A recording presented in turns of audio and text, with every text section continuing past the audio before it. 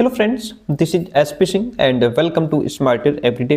प्यारे दोस्तों, बात करेंगे BEd fourth semester Kanpur university की।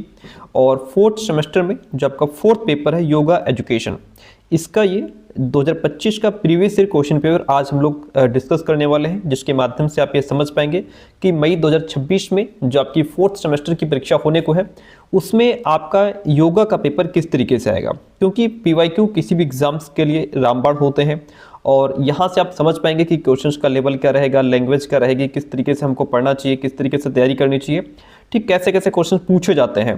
ओके, तो ये सारी चीज़ें आप यहाँ पे आज समझने वाले हैं इस क्लास में। तो क्लास में आप लास्ट तक बने रहेंगे। जो भी विद्यार्थी लास्ट तक बना रहता है डेफिनेटली बहुत कुछ सीखने वाला है। यहाँ से कई क्वेश्चन आपको एज इट इज एग्जाम में देखने को मिल सकते हैं। तो आइए शुरू करते हैं। पहला क्वेश्चन आपके सामने देखिएगा। क्वेश्चन कहता है कि रक्त का थक्का बनने यानी ब्लड क्लॉटिंग के लिए आवश्यक विटामिन कौन सा है? विटामिन ए, B12, सी या फिर के? तो रक्त का थक्का ब्लड क्लॉटिंग के लिए सबसे महत्वपूर्ण विटामिन जो है वह विटामिन के है। कौन सा विटामिन है? विटामिन के। क्योंकि विटामिन के शरीर में जो है ब्लड क्लॉटिंग जमाने के लिए सबसे इंपॉर्टेंट होता है। अगर शरीर में विटामिन के की कमी हो जाए तो चोट लगने पर ब्लड का निकलना जल्दी बंद नहीं होता है। ठीक है, इसलिए विटामिन के बॉडी में जरूरी है। ऑप्शन यहाँ पे जो डी है वह राइट हो जाता है। निम्न में से कौन सा एक मैक्रोन्यूट्रिएंट है? बताइए कौन है? विटामिन सी, आयरन, कार्बोहाइड्रेट या फिर जिंक? आपको बता दें, मैक्रोन्यूट्रिएंट जिसको मुख्य पोषक तत्व कहा जाता है, ये वो होते हैं जिनकी हमें बड़ी मात्रा में जरूरत होती है। ये हमें ग्राम में चाहिए होते हैं, यानी कि हम ग्राम में हमें खाना चाहिए। ठीक है, जैसे कार्बोहाइड्रेट हो गया, प्रोटीन कहते हैं ना कि प्रोटीन कितने ग्राम लेते हो या कितनी ग्राम प्रोटीन लेनी चाहिए, फैट्स हो गया, ये सब क्या है? मैक्रोन्यूट्रिएंट्स होते हैं। ठीक है, तो इसमें कौन सा एक मैक्रोन्यूट्रिएंट है? कार्बोहाइड्रेट जो है ये मैक्रोन्यूट्रिएंट होता है, ये हमें ग्राम में लेना चाहिए। ओके, अगर जैसे इनकी हमें क्या है कि बहुत ज़्यादा मात्रा में होती है और जिनकी हमें बहुत कम मात्रा में ज़रूरत होती है, जिनकी ज़रूरत हमें मिलीग्राम में होती है, मिलीग्राम में। ठीक है, जैसे आपका इसमें विटामिन सी हो गया, आयरन हो गया, जिंक, इनकी हमें बहुत कम मात्रा में जरूरत होती है। तो ये सब माइक्रोन्यूट्रिएंट होते हैं। और मैक्रो में आ जाता है जिसकी हमें ज़्यादा जरूरत होती है। ऑप्शन सी यहाँ पे राइट हो जाता है। अगला क्वेश्चन, कौन सा खनिज मुख्य रूप से डेयरी उत्पादों में पाया जाता है और हड्डी के स्वास्थ्य के लिए आवश्यक होता है? डेयरी उत्पादों में क्या पाया जाता है भाई? डेयरी उत्पाद जैसे कि आपका दूध, दही, पनीर, घी, ये सब क्या है? डेयरी उत्पाद। ठीक है, तो यहाँ से हमें क्या मिलता है? दूध, दही, पनीर, घी से हमें कैल्शियम मिलता है भरपूर। क्या मिलता है? कैल्शियम। तो ये कैल्शियम के सबसे समृद्ध स्रोत माने जाते हैं। कौन? जो डेयरी उत्पाद होते हैं। ठीक है, option B is the right one in this question. आगे बढ़ते हैं। निम्न में से कौन सा पानी में घुलनशील विटामिन है? पानी में घुलनशील विटामिन कौन सा हो जाएगा भाई? Vitamin A, D, B complex या फिर ई? तो विटामिन बी कॉम्प्लेक्स जो है ये पानी में घुलनशील विटामिन है। 4 का यहाँ पे ऑप्शन नंबर जो सी है वह राइट हो जाएगा। अगला क्वेश्चन लीजिए, कहता है निम्न में से कौन सा एक ध्यानात्मक आसन है? बताइए ध्यानात्मक आसन इसमें कौन सा हो जाएगा आपका? भुजंगासन, पद्मासन, धनुरासन या फिर चक्रासन? तो वह है पद्मासन। क्या है? पद्मासन। ध्यानात्मक आसन वो आसन होते हैं जो लंबे समय तक बैठ करके मेडिटेशन और प्राणायाम करने के लिए उपयोग किए जाते हैं। इनमें शरीर बिल्कुल स्थिर और सीधा रहता है। जैसे आपका पद्मासन हो गया, सिद्धासन हो गया, सुखासन हो गया, वज्रासन हो गया, ये सब आपके ध्यानात्मक आसन में ही आते हैं। तो ऑप्शन यहाँ पे जो पद्मासन है वह बिल्कुल राइट हो जाएगा। आगे बढ़ते हैं। निम्न में से कौन विकलांग बच्चों की एक मुख्य स्वास्थ्य आवश्यकता है? विकलांग बच्चों की अगर मुख्य स्वास्थ्य आवश्यकता की बात करें तो क्या हो जाएगा? मानकीकृत शैक्षणिक परीक्षण, सुलभ भौतिक परिवेश और सहायक उपकरण, गृह कार्य की अधिक मात्रा। नहीं, ऐसा थोड़ा है कि बच्चा जो है विकलांग है तो हम बहुत ज़्यादा होमवर्क देंगे या उसको फिजिकल एक्टिविटी करने से रोक देंगे। मानकीकृत शैक्षिक परीक्षण नहीं होना चाहिए, क्योंकि मानकीकृत मतलब सबको एक जैसा टेस्ट नहीं लेना चाहिए। सिंपल सी बात यहाँ पे हो जाती है कि सुलभ भौतिक परिवेश और सहायक उपकरण बच्चों को उपलब्ध कराना चाहिए। सुलभ भौतिक परिवेश, भौतिक परिवेश का यहाँ पे मतलब ये है कि स्कूल में क्या होना चाहिए? बच्चों के लिए सीढ़ी की जगह रैंप होना चाहिए। ठीक है, दरवाजे बहुत संकरे नहीं, थोड़ा चौड़े होने चाहिए ताकि बच्चों को आने जाने में दिक्कत हो। और जो उनके शौचालय वगैरह बने होते हैं वो भी बड़ा उनके लिए इजी होने चाहिए ताकि वो आराम से आ जा सके उसमें, है ना। और सहायक उपकरण जैसे उनके लिए व्हील चेयर होनी चाहिए, सुनने की मशीन, अगर उनको हियरिंग प्रॉब्लम है तो हियरिंग एड्स की जरूरत होती है, बैसाखी की जरूरत है, ठीक है। और ब्रेल लिपि अगर बच्चे को दिखाई नहीं दे रहा तो वो सब सहायक उपकरण को उपलब्ध कराने चाहिए। Option B is the right one in this question. आगे बढ़ते हैं, क्वेश्चन कहता है कि निम्न में से कौन सा आसन गर्भावस्था के दौरान नहीं करना चाहिए? वज्रासन, शवासन, भुजंगासन, सुखासन।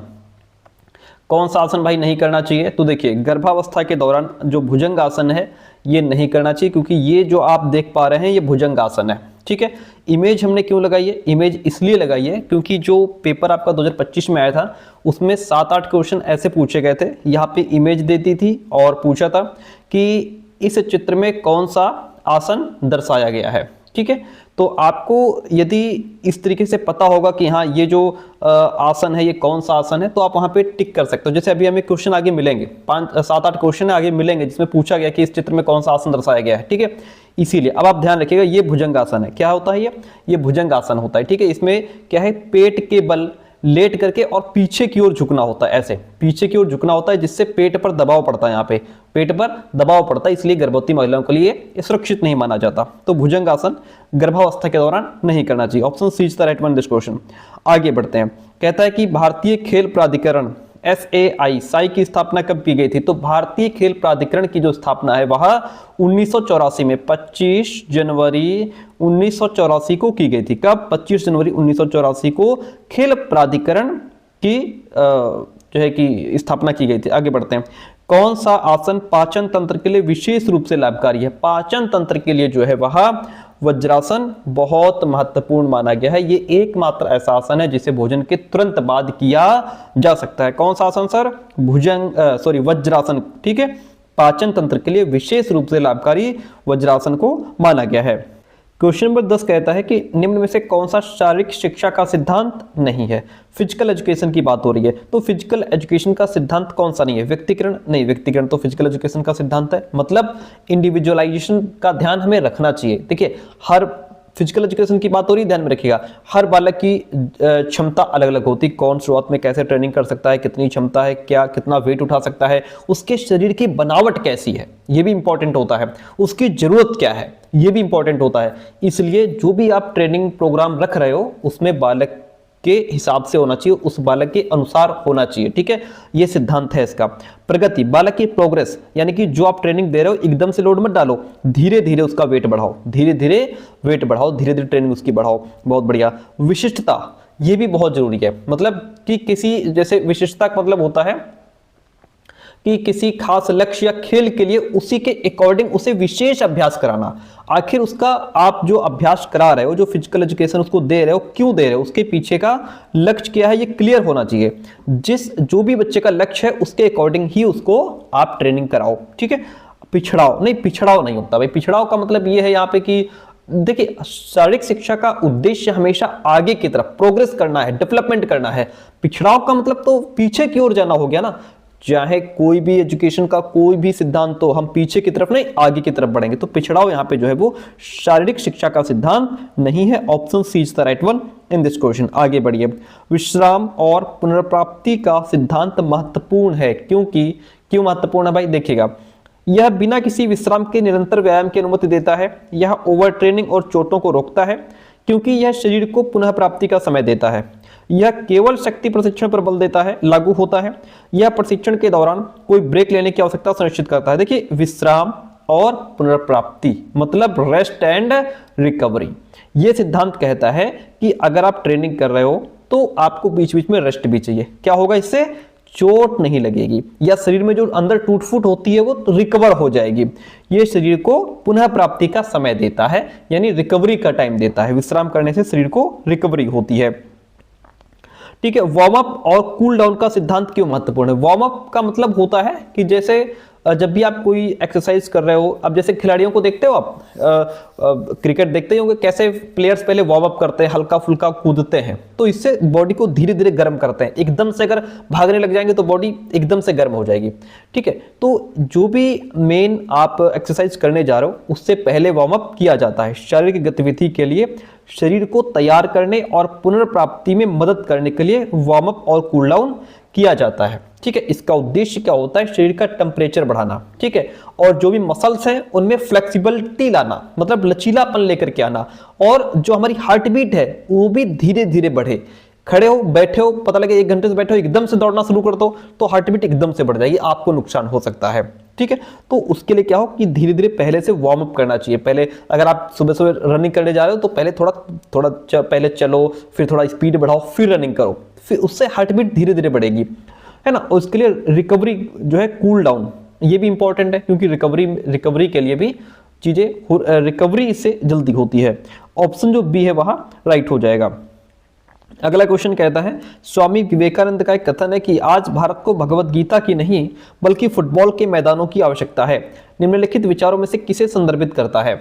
देखिए, स्वामी विवेकानंद का जो कथन है बताता है कि केवल आध्यात्मिक ज्ञान जरूरी नहीं है, भगवत गीता ही जरूरत नहीं है कि बस उसको पढ़ लो, बस वही पर्याप्त नहीं, बल्कि हमारे बॉडी और हमारी लाइफ में व्यावहारिकता, जैसे खेलकूद या शरीर को मजबूत बनाना हो गया, ये भी जरूरी है। यानी शिक्षा का उपयोग जीवन में भी होना चाहिए। आध्यात्मिक शिक्षाओं के दैनिक जीवन में व्यावहारिक अनुप्रयोग की भी आवश्यकता है। ठीक है, शरीर को भी मजबूत बनाओ। Option B is the right one in this question. अगला प्रश्न आपसे कहता है, हर्बर्ट स्पेंसर ने कहा था कि शिक्षा का उद्देश्य चरित्र का निर्माण करना है और शारीरिक शिक्षा को इसी रूप में परिभाषित किया था। केवल शैक्षिक प्रदर्शन को सुधारने का एक साधन, या फिर अवकाश समय के लिए एक विलासिता गतिविधि, जो मतलब खाली समय हो तो विलासिता करो। अस्तित्व और विकास के लिए शिक्षा का सबसे महत्वपूर्ण तत्व के रूप में उन्होंने डिफाइन किया, या फिर नैतिक शिक्षा की तुलना में एक द्वितीयक विषय के रूप में डिफाइन किया। उन्होंने क्या कहा? शिक्षा का उद्देश्य चरित्र का निर्माण करना है, और शारीरिक शिक्षा को उन्होंने अस्तित्व और विकास के लिए शिक्षा का सबसे महत्वपूर्ण तत्व के रूप में उन्होंने डिफाइन किया है, क्योंकि हर्बर्ट स्पेंसर के अनुसार शिक्षा का मुख्य उद्देश्य जीवन के लिए तैयारी और होल डेवलपमेंट है। मतलब जो शिक्षा है हमारी, इसका उद्देश्य है कि हम जीवन के लिए तैयार हों, अपनी लाइफ के लिए प्रिपेयर्ड हो, लाइफ में आने वाली चुनौतियों के लिए प्रिपेयर्ड हो, और हमारा होल डेवलपमेंट हो सके। मतलब हमारा शारीरिक विकास, मानसिक विकास, आध्यात्मिक विकास, चारित्रिक विकास, नैतिक विकास, भावनात्मक विकास, हर तरीके से डेवलपमेंट होना चाहिए। इसलिए उन्होंने शारीरिक शिक्षा को बहुत इंपॉर्टेंट माना, क्योंकि यह व्यक्ति के अस्तित्व और विकास दोनों के लिए जरूरी है। क्वेश्चन नंबर 15 कहता है, निम्न में से कौन सा मानव शरीर में द्वितीय श्रेणी के लीवर का उदाहरण है? कौन है वो? गर्दन का विस्तार, सिर का पीछे की ओर झुकना, पंजों के बल खड़ा होना, बाइसेप्स कर्ल, कोहनी का लचकना, या फिर अग्रभाग का घुमाव, जिसे प्रोनेशन और सुपिनेशन भी कहा जाता है। तो वो हो जाएगा पंजों के बल खड़ा होना। ये मानव शरीर में द्वितीय श्रेणी के लीवर का उदाहरण है, पंजों के बल खड़ा होना। Option B is the right one in this question. आगे बढ़िए, निम्न में से कौन सा पतंजलि द्वारा वर्णित योग के 8 अंगों में से नहीं है? तो ये जो पतंजलि द्वारा वर्णित योग के जो 8 अंग हैं, ये आपको जरूर पता होने चाहिए। ठीक है, क्योंकि इनसे एक क्वेश्चन आपसे, 1 या 2 क्वेश्चन 110% हर साल पूछा ही जाता है। ओके, तो देखिए, महर्षि पतंजलि ने योग सूत्र में योग के कितने अंग बताए हैं सर? 8 अंग बताए हैं, जिन्हें अष्टांग योग कहा जाता है। इनका सीक्वेंस क्या है? इनका सीक्वेंस है यम, नियम, उसके बाद आसन 3 नंबर पे आता है, फिर आपका 4 नंबर पे प्राणायाम आ जाता है, फिर प्रत्याहार, धारणा, ध्यान, और लास्ट में समाधि। मंत्र इसमें कहीं भी नहीं है। तो पतंजलि द्वारा वर्णित योग के 8 अंगों में से मंत्र जो है वो नहीं है। ऑप्शन डी राइट हो जाएगा। कितने हैं? यम, नियम, आसन, प्राणायाम, प्रत्याहार, धारणा, समाधि। ठीक है, धारणा, ध्यान, समाधि, ये होते हैं। अगला क्वेश्चन कहता है, कौन सा हार्मोन शारीरिक गतिविधि के बाद मांसपेशियों के विकास और मरम्मत के लिए मुख्य रूप से जिम्मेदार होता है? मान लीजिए जब आप फिजिकल एक्टिविटी करते हैं तो उसके बाद हमारी जो मसल्स होती हैं उनके डेवलपमेंट के लिए, और जो अंदर टूट फूट होती है उसके मरम्मत के लिए कौन सबसे ज्यादा जिम्मेदार होता है? तो वह टेस्टोस्टेरोन नामक हार्मोन होता है, वो बॉडी में विकास और मरम्मत के लिए बहुत जिम्मेदार होता है। टेस्टोस्टेरोन। ऑप्शन बी राइट हो जाएगा। कौन सा हार्मोन व्यायाम के दौरान हृदय की दर बढ़ाता है और शरीर को लड़ाई या भागने के लिए तैयार करता है? वो कौन सा हार्मोन है? ऑक्सीटोसिन, एस्ट्रोजन, एड्रेनोलिन, या फिर इंसुलिन? तो वह आपका कौन सा है? वह है एड्रेनोलिन। क्या है? एड्रेनोलिन। ऑप्शन सी राइट हो जाएगा। क्वेश्चन कहता है, शारीरिक गतिविधि के दौरान जारी होने वाले एंडोमॉर्फिन का क्या काम है? देखिएगा, रक्त शर्करा बढ़ाना, दर्द और थकान को बढ़ावा देना, पाचन में सुधार करना, दर्द को कम करना, सुखद अनुभव उत्पन्न करना। आपको बताते चले कि फिजिकल एक्टिविटी के दौरान जारी होने वाला जो एंडोमॉर्फिन जो है, ये इसका काम है दर्द को कम करना। क्या काम है? दर्द को कम करना, सुखद अनुभव उत्पन्न करना। एंडोमॉर्फिन की अगर हम बात करें तो ये प्राकृतिक दर्द निवारक माना जाता है। क्या है? एंडोमॉर्फिन प्राकृतिक दर्द निवारक माना जाता है। एंडोमॉर्फिन शरीर के नेचुरल पेन किलर्स माने जाते हैं। ठीक है, ये माइंड और जो पिट्यूटरी ग्लैंड होती है उसके द्वारा निर्मित केमिकल्स का एक ग्रुप होता है। ठीक है, ये एंडोमॉर्फिन कोई अकेला नहीं, ये केमिकल्स का एक ग्रुप होता है। ठीक है, और जब हम लंबे समय तक या बहुत तेज कोई फिजिकल एक्टिविटी करते हैं तो शरीर जो है वो एंडोमॉर्फिन जारी करता है। ये मसल्स की बेचैनी या दर्द को दबा देता है और हमें उत्साह या फिर खुशी का अनुभव कराता है। ठीक है, स्ट्रेस को कम करता है। ये न केवल शरीर के दर्द को कम करता है बल्कि स्ट्रेस और जो हमारे अंदर जो एंग्जाइटी है उसको भी कम करने में हेल्प करता है, जिससे व्यायाम के बाद मन शांत और प्रसन्न रहता है। क्वेश्चन कहता है, कौन सा हार्मोन शारीरिक व्यायाम के दौरान शरीर के मेटाबॉलिज्म और ऊर्जा उपयोग को कंट्रोल करने में हेल्प करता है? थायरॉक्सिन, मेलाटोनिन, ग्लूकागन या फिर ऑक्सीटोसिन? तो वो कौन सा हार्मोन है? वह है थायरॉक्सिन। थायरॉक्सिन हार्मोन शारीरिक व्यायाम के दौरान शरीर के मेटाबॉलिज्म और ऊर्जा उपयोग को कंट्रोल करने में हेल्प करता है। ऑप्शन फर्स्ट यहाँ पे राइट हो गया। अगला लीजिए, WHO की एक रिपोर्ट के अनुसार 18 से 64 वर्ष की आयु के वयस्कों के लिए अच्छे स्वास्थ्य को बनाए रखने हेतु प्रति मिनट की मध्यम तीव्रता वाली फिजिकल एक्टिविटी की सिफारिश की गई है। तो कौन सी सिफारिश की गई है? वह की गई है 150 मिनट की। कितने मिनट की? 150 मिनट की बात कही गई है। ओके, स्वास्थ्य के पर्यावरणीय आयाम का मुख्य रूप से ध्यान केंद्रित होता है। स्वास्थ्य के पर्यावरणीय आयाम का मुख्य रूप से ध्यान केंद्रित होता है किसकी तरफ? मानसिक स्वास्थ्य, भावनात्मक भलाई पर, स्वच्छता और वायु गुणवत्ता पर, आर्थिक स्थिरता पर या फिर सामाजिक इंटरएक्शन और समर्थन पर। बात किसकी हो रही है? पर्यावरणीय आयाम की बात हो रही है। देखिए, स्वास्थ्य का पर्यावरणीय आयाम जिसको इन्वायरमेंटल डायमेंशंस ऑफ हेल्थ भी कहते हैं। स्वास्थ्य यानी हेल्थ केवल ऐसा नहीं कि अगर आप बीमार नहीं हैं, बीमारी आपको कोई नहीं है तो आप एकदम फिट हैं, आप हेल्दी हैं।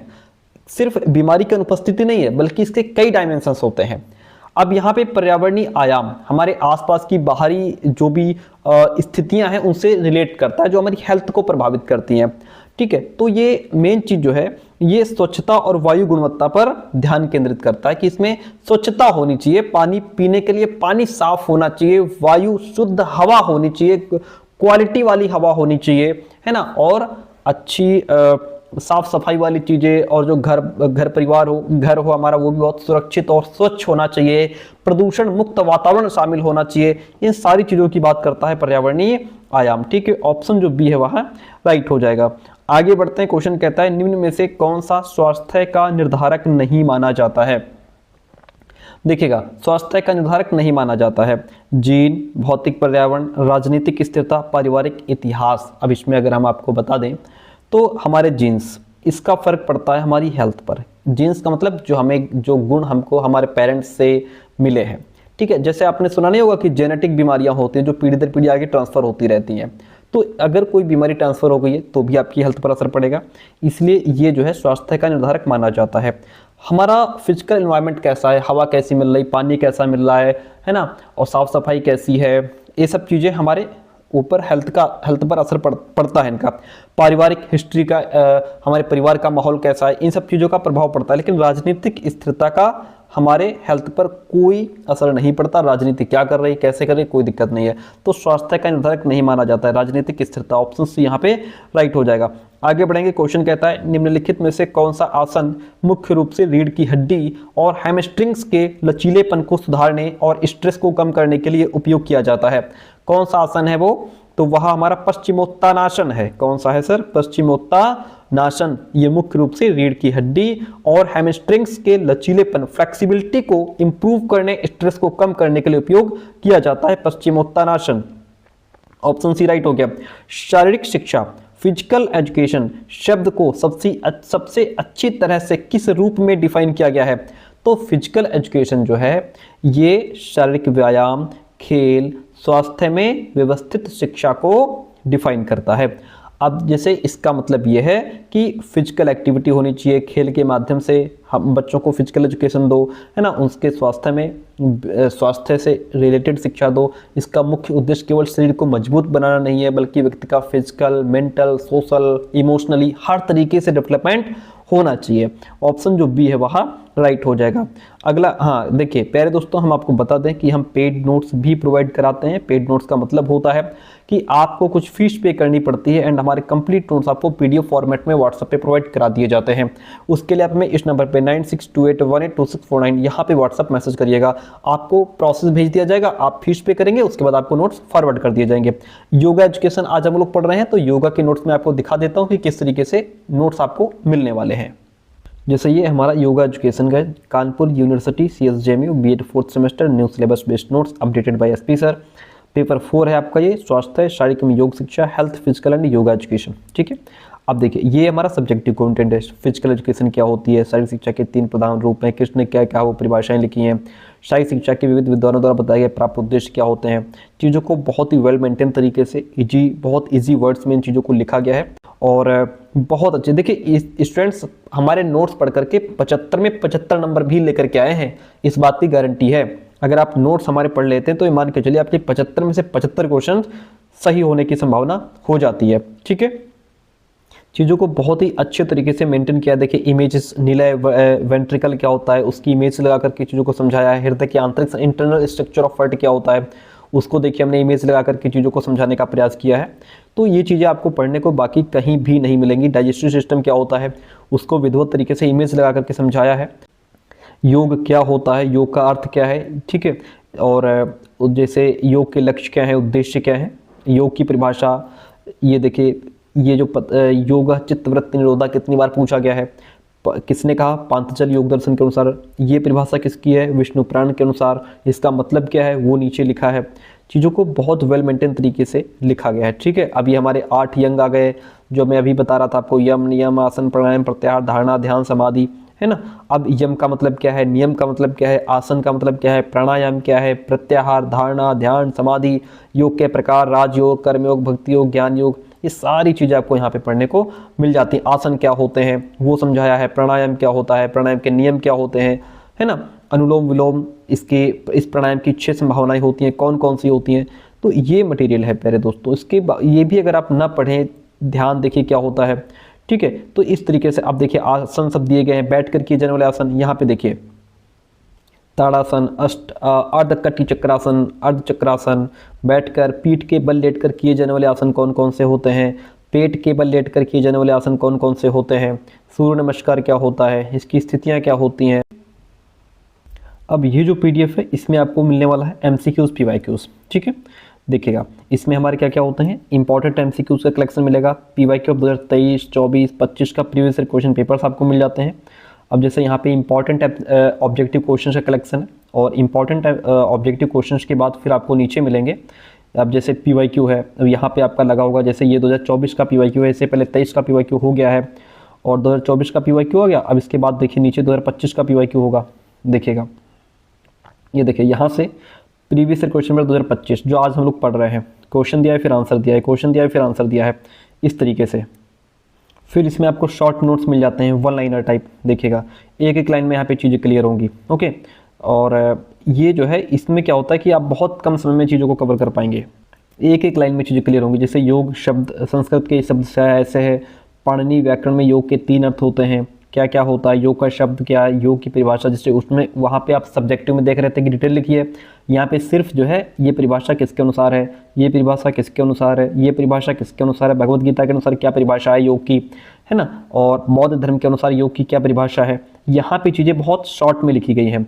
अब जैसे वहाँ पे ये सब डिटेल में था, यहाँ पे उसको छोटा कर दिया गया है ताकि आप जो है लास्ट में एक बार अगर इस पर नज़र मार ले तो एनफ है, पर्याप्त है। ठीक है, और एक एक लाइन में चीज़ें। प्राणायाम का अर्थ क्या होता है, प्राणायाम अष्टांग योग का चौथा अंग है, प्राणायाम करने का सर्वश्रेष्ठ समय प्रातःकाल होता है, प्राणायाम भोजन के 4 घंटे बाद किया जाता है, प्राणायाम करने के 15-20 मिनट बाद स्नान करना चाहिए, है ना। सूर्य भेदन और उज्जाई प्राणायाम शीतकाल में ही करने चाहिए, शीतकारी शीतली प्राणायाम गर्मियों में ही करने चाहिए, भस्त्रिका सभी ऋतुओं में किया जा सकता है, प्राणायाम करने के लिए श्वास अंदर लेना पूरक कहलाता है, श्वास को अंदर रोक कर रखना कुंभक कहलाता है, श्वास को बाहर निकालना रेचक कहलाता है, श्वास को बाहर ही रोक कर रखना बहिर्कुंभक कहलाता है।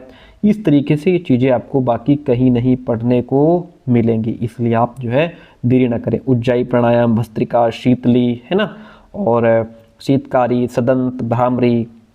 हमारे नोट्स लेने का एक और प्लस पॉइंट है आपके पास कि ये जो मार्केट में क्वेश्चन बैंक आता है ना, ये भी आपको खरीदने की आवश्यकता नहीं, ये भी हम आपको दे देते हैं, और उसमें भी जो आंसर आपका राइट है वो राइट आंसर हम टिक करके देते हैं कि हाँ ये इस क्वेश्चन का ये राइट आंसर है। किसी बच्चे को डाउट हो तो नीचे जो आंसर सीट आती है साथ में वो भी दी है, तो ये भी कंप्लीट PDF बना करके आपको फॉरवर्ड कर दी जाती है। नोट्स लेने के लिए फटाफट यहाँ मैसेज कीजिए। और आपको बता दें कि यूपी टेट जुलाई 2026 आपकी डेट आ ही चुकी है, फॉर्म भरने की तैयारी हो ही रही है। तो उसके लिए हमारा जो दूसरा चैनल है जहाँ हम यूपी टेट की तैयारी करवाते हैं, learn with SP sir TET and CTET classes, ये चैनल है, इसको अभी सब्सक्राइब कर लीजिए। ये जो चैनल है हमारा, ये उसमें या तो आप ये डाल करके सर्च कर लीजिए या फिर इसका लिंक डिस्क्रिप्शन बॉक्स में मिल जाएगा, वहाँ से क्लिक करेंगे तो सीधा हमारा ये चैनल खुल जाएगा। ठीक है, चलिए, और इस पर जोरदार क्लासेस चलेंगी जब आपका ये 4th सेमेस्टर क्लियर हो जाएगा, क्योंकि अभी हम आपको 4th सेमेस्टर की क्लासेस करवा रहे हैं। अगला क्वेश्चन लीजिए भाई, निम्न में से कौन नियमित शारीरिक गतिविधि का एक लाभ है? नियमित शारीरिक गतिविधि का लाभ क्या होता है? पुरानी बीमारियों का बढ़ा हुआ खतरा, मानसिक स्वास्थ्य में सुधार, ऊर्जा स्तर में कमी, या फिर उपयुक्त में से कोई नहीं। देखिए, अगर आप फिजिकल एक्टिविटी करते हैं तो ऊर्जा स्तर में कभी कमी आएगी नहीं, क्या होगा? ऊर्जा स्तर बढ़ेगा, हमारी ऊर्जा बढ़ेगी। ठीक है, और पुरानी बीमारियों को बढ़ा हुआ खतरा बढ़ जाएगा नहीं, सिंपल सी बात है, हमारी मेंटल हेल्थ अच्छी हो जाएगी। क्या हो जाएगा? मेंटल हेल्थ अच्छी हो जाएगी। अगला क्वेश्चन है, एरोबिक व्यायाम शब्द उस एक्टिविटी को संदर्भित करता है जो, किसको संदर्भित करता है? ये हृदय वाहिकीय सहन शक्ति में सुधार करती है। आए बात समझ में? एरोबिक व्यायाम, देखिए एरोबिक शब्द का अर्थ होता है ऑक्सीजन के साथ, एरोबिक का मतलब होता है ऑक्सीजन के साथ। ये ऐसी एक्टिविटीज हैं जिनमें ऊर्जा उत्पन्न करने के लिए बॉडी को ज्यादा से ज्यादा ऑक्सीजन की जरूरत होती है। ओके, अब इसमें अगर हम बात करें तो इस प्रकार के व्यायाम के दौरान आपकी जो हार्ट बीट है या हार्ट रेट है और जो श्वसन दर है वो काफी बढ़ जाती है। इसमें क्या होता है, हार्ट जो है पंप करने की क्षमता बढ़ती है और फेफड़े जो है वो ज्यादा ऑक्सीजन ग्रहण कर पाते हैं। इसी को हृदय वाहिकीय सहन शक्ति कहा जाता है। आई बात समझ में? जैसे दौड़ना, रनिंग हो गया, स्विमिंग हो गया, साइकिलिंग हो गया, आपका तेज चलना, डांस करना, है ना, उससे क्या होता है? हृदय वाहिकी सहन शक्ति में सुधार होता है। Option B is the right one in this question. अगला क्वेश्चन लीजिए, राष्ट्रीय स्वास्थ्य नीति पहली बार किस वर्ष में बनाई गई थी? तो पहली बार ये आपकी 1983 में बनाई गई थी। ऑप्शन फर्स्ट राइट हो जाएगा। जो एक्सप्लेन करने वाला है उसको एक्सप्लेन करेंगे। ध्यान का मुख्य उद्देश्य क्या होता है? शारीरिक शक्ति को बढ़ाना, मानसिक ध्यान केंद्रित करना, पाचन में सुधार करना, या फिर कलात्मक कौशल विकसित करना। ध्यान का मुख्य उद्देश्य क्या होता है? ध्यान का मुख्य उद्देश्य होता है मानसिक ध्यान केंद्रित करना। भाई मेडिटेशन का जो प्राथमिक उद्देश्य है मन को शांत करना और कंसंट्रेशन को बढ़ाना होता है, ध्यान केंद्रित करना। Option B is the right one in this question. आगे बढ़िए, फिट इंडिया आंदोलन कब शुरू किया गया था? फिट इंडिया आंदोलन जो है इसकी शुरुआत हुई थी 2019 में। आपको बता दें, फिट इंडिया आंदोलन की शुरुआत प्रधानमंत्री नरेंद्र मोदी के द्वारा 29 अगस्त 2019 को राष्ट्रीय खेल दिवस के अवसर पर की गई थी। Option C is the right one in this question. आगे बढ़िए, स्कूल स्वास्थ्य कार्यक्रमों का फोकस किस पर होता है? जो हमारे स्कूल स्वास्थ्य कार्यक्रम होते हैं उनका फोकस केवल शैक्षिक उपलब्धियों पर नहीं, छात्रों का शारीरिक और मानसिक स्वास्थ्य हो, बच्चे फिजिकली और मेंटली हेल्दी हो, इस पर होता है। बुनियादी ढांचे का विकास हो, केवल शिक्षक प्रशिक्षण। आपको हम बता दें कि जो स्कूल स्वास्थ्य कार्यक्रम होते हैं इनका मेन फोकस होता है कि बच्चे मेंटली और फिजिकली हेल्दी होने चाहिए, उनके मानसिक स्वास्थ्य अच्छा होना चाहिए। स्वास्थ्य शिक्षा में टीचर्स का क्या रोल है? स्वास्थ्य शिक्षा में टीचर्स जो है वो छात्र स्वास्थ्य समस्याओं की उपेक्षा करना, अस्वस्थ आदतों को बढ़ावा देना, स्वस्थ जीवन शैली को बढ़ावा देना, उपयुक्त में से कोई नहीं। देखिए, स्वास्थ्य शिक्षा में जो हमारी हेल्थ एजुकेशन है इसमें टीचर्स का क्या रोल है कि हेल्दी लाइफस्टाइल को बढ़ावा दें। किसको? हेल्दी लाइफस्टाइल को बढ़ावा दें। ठीक है, कि समय पर उठना, समय पर खाना पीना, नहाना धोना सब टाइम पर होना चाहिए। शारीरिक शिक्षा में किसका विकास होता है? फिजिकल एजुकेशन में किसका डेवलपमेंट होता है? फिजिकल एजुकेशन में सोशल स्किल्स बढ़ती हैं, आपके अंदर लीडरशिप की क्वालिटी डेवलप होती है, और टीम वर्क करना आप सीखते हैं, कैसे सब लोग साथ में मिलकर के काम कर सकते हैं। इसलिए यहाँ पे ऑप्शन जो डी है वह राइट हो जाएगा, क्योंकि फिजिकल एजुकेशन का उद्देश्य केवल शरीर को फिट रखना नहीं होता, बल्कि ये व्यक्ति के होलिस्टिक डेवलपमेंट, मतलब उसका सर्वांगीण विकास में हेल्प करती है। बच्चे का शारीरिक विकास, मानसिक विकास, आध्यात्मिक विकास, हर तरीके से डेवलपमेंट होना चाहिए। अब जैसे यहाँ पे बात हुई सामाजिक कौशल की, तो जब बालक खेल खेलता है तो क्या होता है उसमें कि खेल के दौरान छात्र जो है वो दूसरे के साथ घुलना मिलना, डिसिप्लिन बनाए रखना, दूसरों का सम्मान करना सीखते हैं।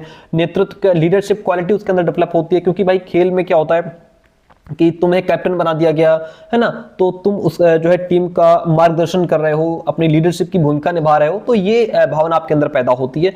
टीम वर्क, कैसे सबको मिलकर काम करना है, सामूहिक जो यानी कि सबको एक साथ मिलकर के कैसे लक्ष्य प्राप्त करना है ना, जिससे सहयोग और एकता की भावना हमारी मजबूत होती है। तो ये सारी चीजें क्लियर होती हैं हमारी फिजिकल एजुकेशन से। Option D is the right one in this question. आगे बढ़िए, कहता है क्वेश्चन कि निम्न में से कौन हेल्थ एजुकेशन का घटक नहीं है? पोषण, फिजिकल एक्टिविटी, वित्तीय योजना या फिर मेंटल हेल्थ। तो हेल्थ एजुकेशन का घटक कौन सा नहीं है? वित्तीय योजना। वित्तीय योजना से हमें कोई लेना देना नहीं है। यहाँ पे जो फाइनेंशियल प्लानिंग है वो हेल्थ एजुकेशन का घटक नहीं है। बाकी पोषण का भी हमारे हेल्थ पर फर्क पड़ता है, फिजिकल एक्टिविटी, मेंटल हेल्थ, ये सारी हमारे जो है हेल्थ एजुकेशन के घटक माने जाते हैं या हैं भी। ओके, यौगिक क्रियाओं का मुख्य उद्देश्य क्या होता है? जो यौगिक क्रियाएं होती हैं उनका मुख्य उद्देश्य क्या होता है? मन और शरीर को शुद्ध करना। ठीक है, और जो यौगिक क्रियाएं हैं इनको क्या कहा जाता है? इन्हें षटकर्म कहा जाता है। षटकर्म कहा जाता है। ठीक है, और इनका प्राथमिक लक्ष्य क्या है? बॉडी के जो इंटरनल पार्ट्स हैं उनकी सफाई करके मन और शरीर को शुद्ध किया जाए। Option B is the right one in this question. आगे बढ़िए, क्वेश्चन कहता है हेल्थ एजुकेशन का मुख्य उद्देश्य क्या होता है? हेल्थ एजुकेशन का मुख्य उद्देश्य होता है बीमारियों का इलाज करना नहीं, हेल्दी हैबिट्स को बढ़ावा देना। हेल्दी हैबिट्स को बढ़ावा देना, अच्छी आदतों का डेवलपमेंट करना, अच्छी आदतों को बढ़ावा देना, स्वस्थ आदतों को बढ़ावा देना। ऑप्शन बी राइट हो जाएगा। निम्न में से कौन शारीरिक शिक्षा के बारे में एक सामान्य गलत धारणा है? फिजिकल एजुकेशन के बारे में कौन सी बात गलत है? यह समग्र व्यक्तित्व विकास में मदद करती है, ये तो बात बिल्कुल ठीक है। यह केवल खेलों और क्रीड़ा पर ध्यान केंद्रित करती है, ये तो गलत बात है। ऐसा थोड़ा कि फिजिकल एजुकेशन सिर्फ गेम्स को, स्पोर्ट को बढ़ावा देती है, खेलने पर बढ़ावा देती है, नहीं। तो ये तो गलत धारणा है ही। यह शारीरिक और मानसिक स्वास्थ्य में सुधार करती है, ये तो अच्छी बात है। यह सामाजिक कौशल बढ़ाती है, ये भी अच्छी बात है। तो गलत क्या है? यह शारीरिक मानसिक स्वास्थ्य, गलत क्या है? यह केवल खेलों क्रीड़ा पर ध्यान केंद्रित करती है, ये फिजिकल एजुकेशन के बारे में एक गलत धारणा है। ठीक है, option B is the right one in this question. आगे बढ़िए, निम्न में से कौन सा कथन एक गलत धारणा को दर्शाता है? गलत धारणा को कौन सा दर्शा रहा है? फिजिकल एजुकेशन केवल प्राथमिक स्तर पर आवश्यक है, केवल कक्षा 1 से 5 तक के जो बच्चे हैं उनको फिजिकल एजुकेशन दो, या फिर शारीरिक शिक्षा जीवन भर आवश्यक है, ये तो अच्छी बात है। यह नेतृत्व, लीडरशिप स्किल्स भी डेवलप करती है, बहुत बढ़िया। यह फिजिकल और सोशल स्किल्स का भी निर्माण करती है, ये भी बात ठीक है। लेकिन गलत क्या है? गलत यह है कि केवल छोटे बच्चों को फिजिकल एजुकेशन की जरूरत नहीं है, हम सबको फिजिकल एजुकेशन की जरूरत है। Option A is the right one over here. आगे बढ़ते हैं, शारीरिक शिक्षा को सामान्य शिक्षा का हिस्सा माना जाता है, क्यों माना जाता है? देखिएगा, इसकी बात करते हैं। अगर हम बात करें फिजिकल एजुकेशन की, ठीक है, तो फिजिकल एजुकेशन को यहाँ पे केवल खेलकूद तक सीमित नहीं माना जाता, बल्कि इसे जनरल एजुकेशन का एक हिस्सा माना जाता है। क्यों माना जाता है? क्योंकि ये समग्र विकास में योगदान करती है सर, होलिस्टिक डेवलपमेंट। ये बालक के शारीरिक, मानसिक, सामाजिक, भावनात्मक विकास में मदद करती है। शिक्षा का असली उद्देश्य ही है व्यक्ति का संपूर्ण विकास करना। तो इसीलिए फिजिकल एजुकेशन को जनरल एजुकेशन का हिस्सा माना जाता है, क्योंकि ये समग्र विकास में मदद करती है। केवल खेल पर ध्यान नहीं केंद्रित करती, केवल शारीरिक विकास पर बात नहीं करती है, सीखने के मुकाबले कंपटीशन पर बढ़ावा नहीं देती है। ऑप्शन जो सी है वहाँ राइट हो जाएगा। अगला क्वेश्चन लीजिए, शारीरिक शिक्षा का सामान्य शिक्षा में एकीकरण, यानी कि जो फिजिकल एजुकेशन है उसको आपने जनरल एजुकेशन में मिला दिया। एकीकरण निम्न में से किसका विकास करने में मदद करता है? केवल शारीरिक शक्ति का, केवल सैद्धांतिक ज्ञान का, सामाजिक, मानसिक, नैतिक मूल्यों का विकास, या फिर केवल भाषा दक्षता। सिंपल सी बात है यहाँ पे कि जो शारीरिक शिक्षा है, जब हम इसको क्या करते हैं कि इसके सामान्य शिक्षा में इसका एकीकरण कर देते हैं तो ये हमारा सामाजिक, मानसिक, नैतिक मूल्यों का विकास करने में हेल्प करती है। जब ठीक है, जब हम फिजिकल एजुकेशन को सामान्य शिक्षा के साथ जोड़ते हैं, इंटीग्रेट करते हैं, तो ये केवल शरीर तक सीमित नहीं रहती बल्कि व्यक्तित्व के कई मूल्यों का विकास करती है। जैसे हमारे अंदर सामाजिक मूल्य, सोशल वैल्यूज डेवलप करती है। भाई अगर बालक खेल खेल रहा है तो उसके माध्यम से वो कोऑपरेशन सीखता है, भाईचारा, भ्रातृत्व की भावना, टीम भावना सीखता है, और मेंटल वैल्यूज है ना, खेल के मैदान में कैसे तुरंत डिसीजंस लेना है, और स्ट्रेस की अगर स्थिति है तो उस पर कैसे खुद को कंट्रोल रखना है, अपनी मानसिक मजबूती कैसे बनाए रखनी है, मेंटली कैसे प्रिपेयर होना है, ये सारी चीज़ें सीखता है बालक। उसके अंदर मोरल वैल्यूज डेवलप होती हैं कि अगर हम लोग खेल रहे हैं तो, और अगर हमारी टीम हार जाती तो हार को कैसे स्वीकार करना है, अगर जीत जाते हैं तो उस जीत को कैसे एक्सेप्ट करना है ना, नियमों का पालन कैसे करना है। तो ये सारी चीज़ें किसके माध्यम से डेवलप होती हैं? जब शारीरिक शिक्षा को सामान्य शिक्षा में एकीकरण करने से ये सारी चीजें डेवलप होती हैं। ऑप्शन यहाँ पे जो सी है वह राइट हो जाता है। अगला क्वेश्चन लीजिए, शारीरिक शिक्षा सामान्य शिक्षा में शैक्षिक प्रदर्शन में किस प्रकार योगदान करती है? किस प्रकार योगदान करती है भाई ये? तो देखिएगा, शारीरिक शिक्षा अब ये अध्ययन के लिए समय कम करके, तनाव स्तर को बढ़ा करके, ध्यान और स्मृति में सुधार करके, या फिर अस्वस्थ प्रतिस्पर्धा को बढ़ावा दे करके। तो ये हमारी ध्यान और स्मृति में सुधार करके। आपको बता दें फिजिकल एक्टिविटी जो है इसका हमारे ब्रेन का जो भी सिस्टम है उस पर बहुत पॉजिटिव इफेक्ट पड़ता है। ठीक है, इससे क्या होता है कि ये हमारी ध्यान यानी कि फोकस को बढ़ा देता है, कंसंट्रेशन को बढ़ाता है। जब बालक फिजिकली एक्टिव होते हैं तो उनके ब्रेन में जो ब्लड फ्लो है वो बहुत अच्छा होता है, जिससे वो क्लास में बेहतर ध्यान लगा पाते हैं। और फिर क्या होता है, उनकी मेमोरी भी तेज होती है, चीज़ों को जल्दी याद कर पाते हैं, पुरानी चीज़ों को याद कर पाते हैं कि हमने पहले क्या पढ़ा था। निम्नलिखित में से कौन सा कथन इसमें सही है? देखिए, शारीरिक शिक्षा शैक्षिक पाठ्यक्रम में अप्रासंगिक है। नहीं, ऐसा थोड़ा है कि जो फिजिकल एजुकेशन है वो हमारे सिलेबस में अप्रासंगिक है, हमारे काम की नहीं है, हमारे मतलब की नहीं है ना। शारीरिक शिक्षा सामान्य शिक्षा के उद्देश्यों के विपरीत है, ऐसा भी नहीं है। शारीरिक शिक्षा सामान्य शिक्षा के उद्देश्यों के पूरक है, बात तो ठीक लग रही है। सामान्य शिक्षा शारीरिक गतिविधियों को हतोत्साहित करती है, नहीं, सिंपल सी बात है, शारीरिक शिक्षा सामान्य शिक्षा के उद्देश्यों के पूरक है। पूरक मतलब कॉम्प्लीमेंट्री, इसका मतलब है कि एक चीज़ दूसरी चीज़ की कमी को पूरा करती है। तो शारीरिक शिक्षा जो है वो जनरल एजुकेशन के उद्देश्यों को पूरा करती है। जनरल एजुकेशन जहां मानसिक और बौद्धिक विकास मतलब मेंटल एंड इंटेलेक्चुअल डेवलपमेंट पर ध्यान देती है, वहीं फिजिकल एजुकेशन फिजिकल फिटनेस पर ध्यान देती है। ठीक है, अगर हम दोनों के जो लक्ष्य हैं वो समान है। ठीक है, दोनों का अंतिम लक्ष्य छात्र का सर्वांगीण विकास करना होता है। ठीक है, बच्चे का हर तरीके से डेवलपमेंट हो। ऑप्शन सी राइट हो जाएगा। आगे बढ़ते हैं, अगला क्वेश्चन लीजिए। एक स्कूल जो फिजिकल एजुकेशन को जनरल एजुकेशन के साथ मिला देता है वह अधिक संभावना से, किस संभावना से मिला देता है भाई? तो ये मिलाता है हमारा अनुशासन और जिम्मेदारी को बढ़ावा देने के लिए। ठीक है, जब कोई स्कूल फिजिकल एजुकेशन को अपने मेन सिलेबस का पार्ट बना देता है तो उसका बहुत ही पॉजिटिव या कहें कि सकारात्मक प्रभाव छात्रों के कैरेक्टर पर भी पड़ता है।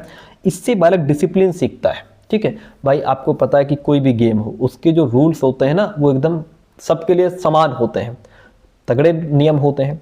जैसे आपको टाइम पर फील्ड पर पहुंचना है, जो भी रूल्स हैं उनको फॉलो करना है, आपके सीनियर या आपके कोच जो कह रहे हैं उनकी बातों को मानना है। इससे स्वाभाविक सी बात है कि छात्रों में डिसिप्लिन जो है डेवलप होता है और बालक यहाँ पे अपनी रिस्पॉन्सिबिलिटी को भी समझता है कि हमारी इस टीम के प्रति हमारी क्या रिस्पॉन्सिबिलिटी है, हमें वो भूमिका निभानी है।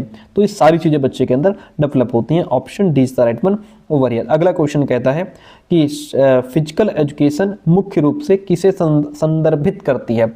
जो फिजिकल एजुकेशन है ये मुख्य रूप से फिजिकल एक्टिविटीज़ के माध्यम से शिक्षा दो इस बात को बढ़ावा देती है।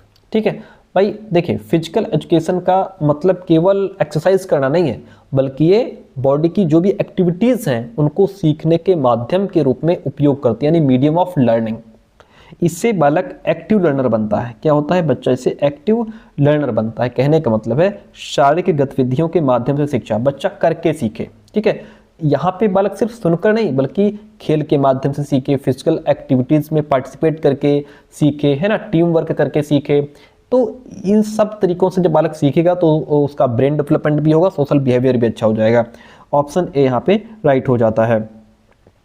इनमें से शारीरिक शिक्षा का एक आवश्यक हिस्सा क्या है? केवल सैद्धांतिक व्याख्यान, केवल आधारित गतिविधियां, कौशल आधारित गतिविधियां, केवल ऑनलाइन प्रश्नोत्तरी या फिर खेलों के नियमों को याद कर लेना। तो आपको बता दें वो हमारा क्या हो जाएगा? Skill based activities. Physical education का मूल मंत्र क्या है? लर्निंग बाय डूइंग, करके सीखना।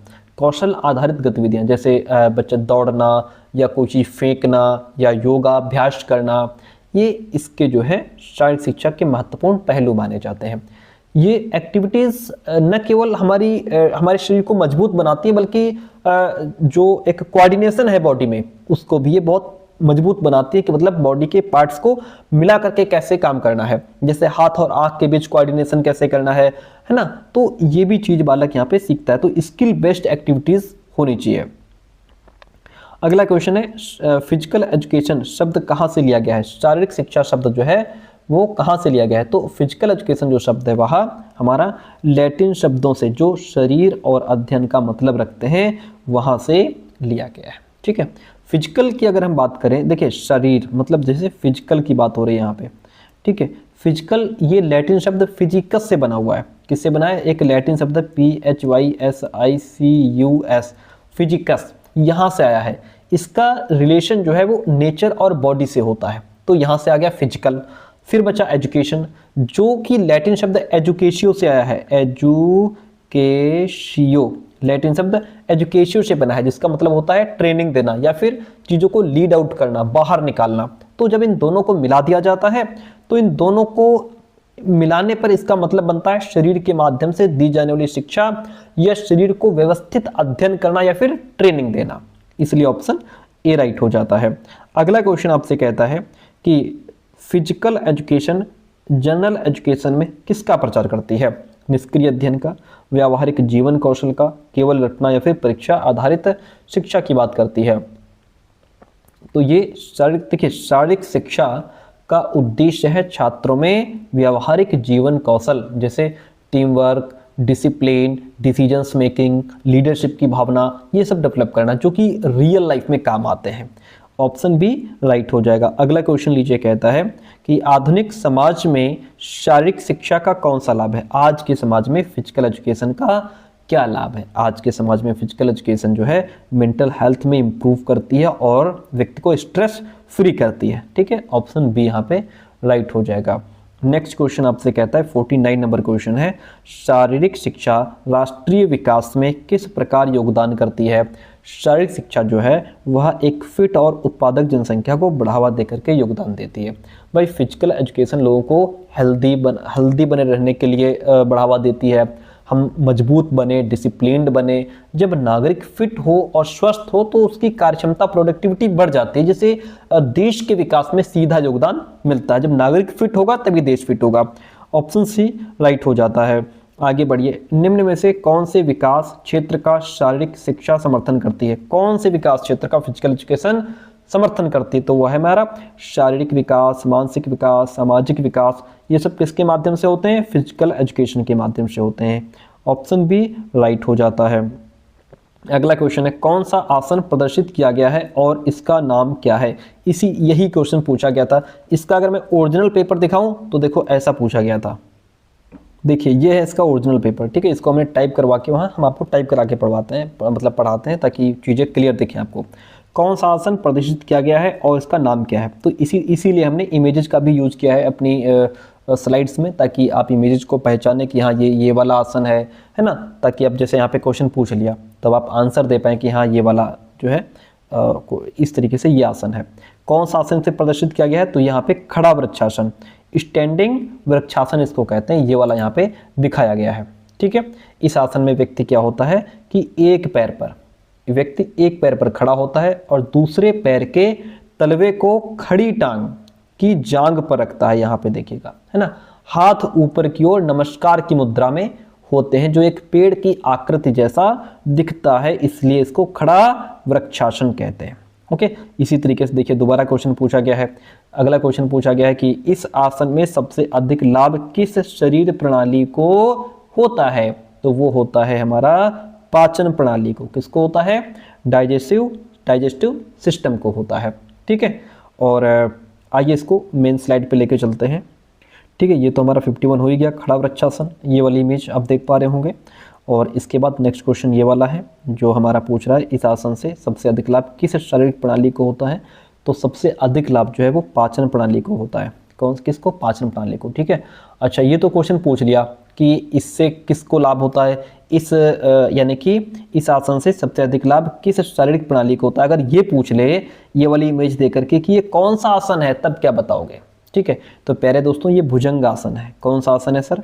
ये हमारा भुजंगासन है। ठीक है, और ये भुजंगासन है, इसमें शरीर का जो अगला हिस्सा है वो सांप की कोबरा के फन की तरह उठा हुआ होता है। इसका जो सीधा असर है ना वो हमारे किस पर होता है? पाचन प्रणाली पर। इस आसन को करते समय पेट की जो मांसपेशियों में एक खिंचाव आता है और पेट के जो इंटरनल पार्ट्स हैं जैसे पेट हो गया, लीवर हो गया, गुर्दा हो गया, इन पर प्रेशर पड़ता है यहाँ से। इससे हमारी पाचन शक्ति बढ़ती है, कब्ज दूर होती है और जो मेटाबॉलिज्म है वो इंप्रूवमेंट होता है। Option B is the right one in this question. आगे बढ़िए, अगला क्वेश्चन लीजिए। कहता है सर्वांगासन उन व्यक्तियों के लिए अनुशंसित नहीं है जिनको, सर्वांगासन किन व्यक्तियों के लिए ठीक नहीं है? तो आपको बता दें, सर्दी और खांसी जिसको हो, या फिर जिसका हाई ब्लड प्रेशर हो, अस्थमा या मधुमेह, सर्वांगासन उन व्यक्तियों के लिए ठीक नहीं है जो उनको हाई ब्लड प्रेशर है। ठीक है, जिनको हाई ब्लड प्रेशर है। ऑप्शन बी राइट हो जाएगा। कौन सा आसन मृत शरीर मुद्रा के नाम से जाना जाता है और गहरे विश्राम के लिए उपयोग किया जाता है? तो मृत शरीर मतलब शवासन, जिसमें शरीर जो है वो एक शव की तरह पड़ा रहता है। यहाँ पे शव का अर्थ होता है मृत शरीर। इस आसन में शरीर एक मृत शरीर की तरह स्थिर और ढीला रहता है, इसलिए इसको शवासन कहते हैं। शवासन कहते हैं। ठीक है, अगला क्वेश्चन लीजिए। त्रिकोणासन का प्रमुख लाभ क्या है? इमेज दी नहीं गई थी, इमेज हमने लगाई है ताकि आप समझ पाएं कि हाँ त्रिकोणासन इस तरीके से होता है। क्वेश्चन यही था। त्रिकोणासन ट्रायंगल पोज का प्रमुख लाभ क्या है? ट्रायंगल पोज का प्रमुख लाभ होता है पैरों की ताकत और लचीलापन बढ़ाता है। ठीक है, इसमें पैरों की ताकत बढ़ती है और फ्लेक्सिबिलिटी बढ़ती है। कौन सा आसन देख पा रहे हैं आप? Trikonasana, triangle pose. अगर एग्जाम में पूछ ले कि ये कौन सा आसन है तो बता देना कि ये त्रिकोणासन है, ट्रायंगल पोज है, हमने पढ़ा है। अगला क्वेश्चन पूछ रहा है निम्न में से कौन सा एक आगे झुकने वाला आसन है? ठीक है, ये इमेज दी नहीं थी, ये हमने लगाई है ताकि आपको बता पाएं कि ये इस तरीके का होता है। कौन सा एक आगे झुकने वाला आसन होता है? तो आगे झुकने वाला आसन होता है पश्चिमोत्तानासन, जिसको हम सीटेड फॉरवर्ड बेंड कहते हैं।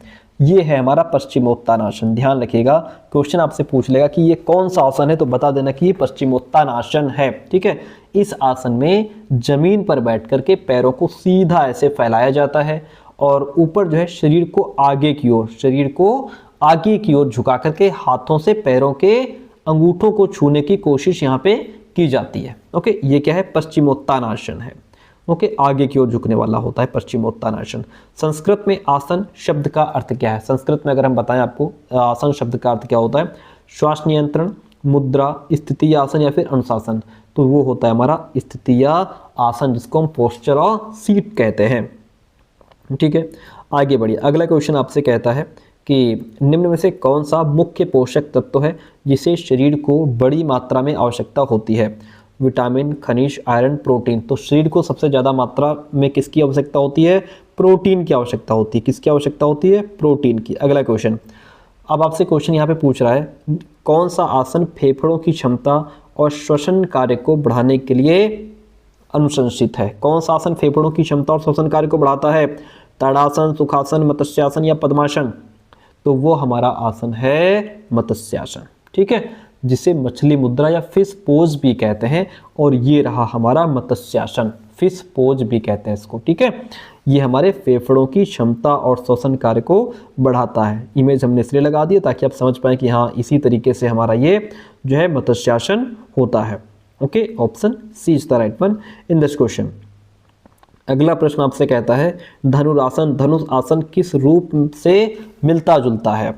एक पेड़ की तरह, एक त्रिकोण की तरह, एक शव की तरह या एक धनुष की तरह? तो जो धनुरासन होता है वो किसकी तरह होता है? धनुरासन एक धनुष की तरह होता है। ये देखिए इमेज में, ये क्या है? ये हमारा धनुरासन है, इसको धनुष आसन कहते हैं। इस तरीके से इमेज बनी हो पेपर में तो बता देना कि सर ये धनुरासन है।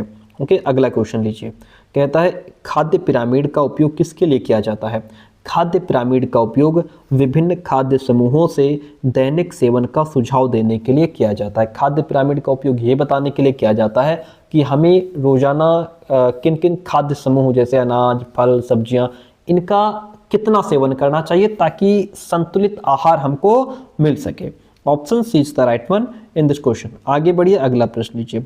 कौन सा एक रक्षात्मक खाद्य, प्रोटेक्टिव फूड कौन सा है इसमें? चावल, पालक, मक्खन या फिर चीनी? प्रोटेक्टिव फूड की बात हो रही है तो आपको बता दें कि वो हमारा है पालक। कौन है? पालक। प्रोटेक्टिव फूड्स वो खाद्य पदार्थ होते हैं जो हमें बीमारियों से बचाते हैं, यह शरीर की जो इम्यूनिटी पावर है उसको बढ़ाते हैं। इनमें विटामिन और जो मिनरल्स हैं वो भरपूर मात्रा में होते हैं। पालक और जो बाकी हरी पत्तेदार सब्जियां होती हैं वो इसका सबसे अच्छा उदाहरण है प्रोटेक्टिव फूड की, इसलिए यहाँ पे पालक जो ऑप्शन है आपका वहाँ राइट हो जाएगा। अच्छा, एक बात बता दें कि आप लोग जैसे नोट्स लेने के लिए जब पेमेंट करते हैं तो उसके लिए आप कम से कम थोड़ा सा 30 से 40 मिनट वेट कर लिया करिए, ठीक है?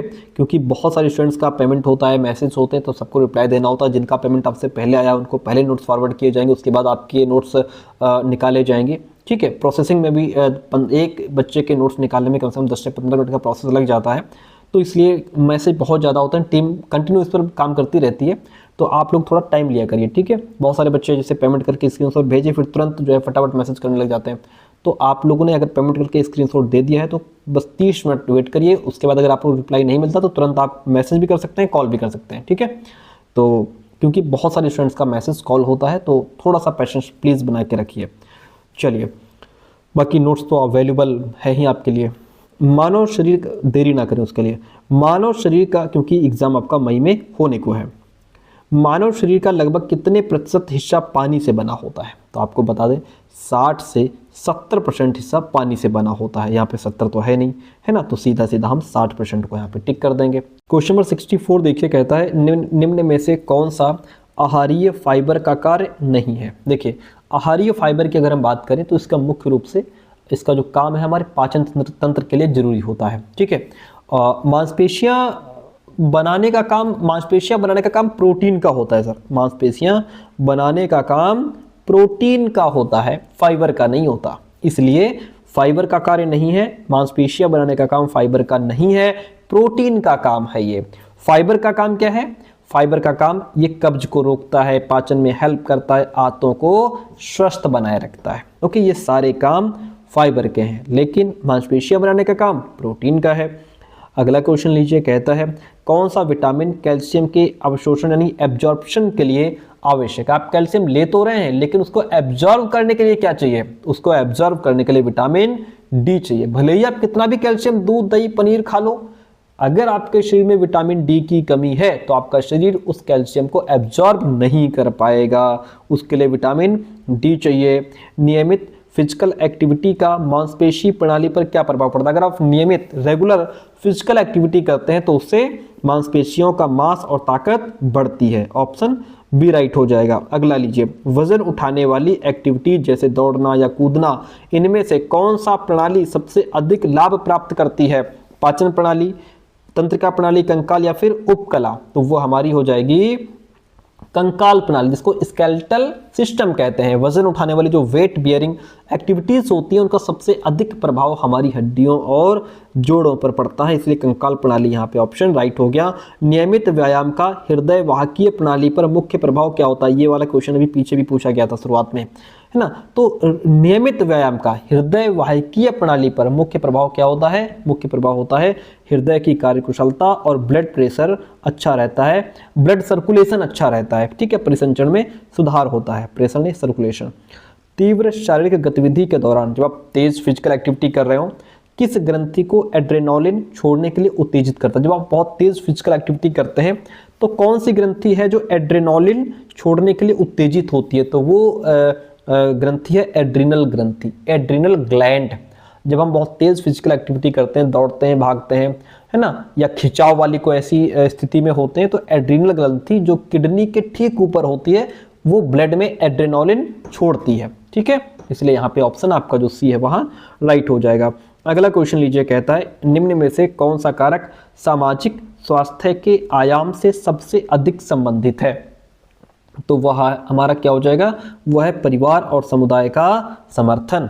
ठीक है, जब व्यक्ति को अपने घर यानी परिवार और आसपास के लोगों, समुदाय, समाज से मदद, सहयोग, प्यार, समझ मिलती है तो इसे समर्थन कहते हैं। जब वो अपने परिवार से ये सब चीजें पाता है तो समाज में भी उसके रिश्ते अच्छे होते हैं, इसलिए ऑप्शन यहाँ पे बी राइट हो जाएगा। आगे बढ़ जाते हैं हम लोग। अगला क्वेश्चन लीजिए, कहता है कि कौन सी यौगिक क्रिया विशेष रूप से पाचन तंत्र को शुद्ध करने के लिए डिजाइन की गई है? तो वो हमारी कुंजल क्रिया है। कुंजल क्रिया जो है विशेष रूप से पाचन तंत्र को शुद्ध करने के लिए डिजाइन की गई है। ऑप्शन यहाँ पे ए राइट हो जाएगा। अगला क्वेश्चन लीजिए, व्यायाम अंतःस्रावी प्रणाली पर किस प्रकार प्रभाव डालता है? तो जो व्यायाम है वह ये हार्मोनल नियंत्रण और इंसुलिन संवेदनशीलता को बढ़ाता है। व्यायाम अंतःस्रावी प्रणाली पर क्या प्रभाव डालता है? अंदर के सिस्टम पर यह हार्मोन कंट्रोल करता है, इंसुलिन संवेदनशीलता को बढ़ाने का काम करता है। चलिए, निम्न में से कौन सा योग का सबसे पुराना स्कूल माना जाता है? तो वो हमारा हठ योग है जो योग का सबसे पुराना स्कूल माना जाता है। आगे बढ़ जाते हैं। योग के सभी पहलुओं शारीरिक, मानसिक, आध्यात्मिक को एकीकृत करने पर कौन सा योग स्कूल केंद्रित है? तो इनको सबको एकीकृत करने पर हमारा जो है वो समन्वय योग, क्या है? समन्वय, जिसको हम लोग इंटीग्रल योगा कहते हैं। ठीक है, हालांकि यहाँ पे नाम से ही क्लियर है समन्वय। समन्वय का अर्थ होता है मेल या तालमेल बिठाना।